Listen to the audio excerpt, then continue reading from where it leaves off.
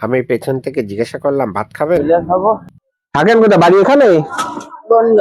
বনগাঁয় বাড়ি? এখানে কি করতে এসছেন? কোনো কাজ করেন? একটু কাজ করে ও, খেয়েছেন সকাল থেকে? সকালে খেয়েছিলেন? পরোটা খেয়েছিলেন? এখন কি বাড়ির দিক যাচ্ছেন? হ্যাঁ। হাতটা ধুয়ে নেন। বসেন, ভালো করে বসেন, বসে নেন। বাড়ি ছেলে বলে আছে? এক ছেলে। বনগাঁ কোথায় বাড়ি? স্টেশনের পাশে, সাহাপাড়া।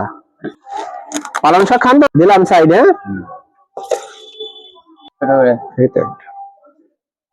শশা দি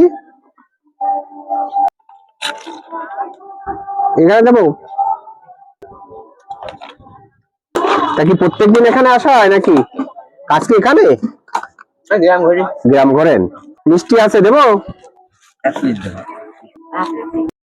মিষ্টি দেবো? তাই নেন। প্রত্যেকদিন কি এখানে থাকেন নাকি অন্য অন্য জায়গায় যান?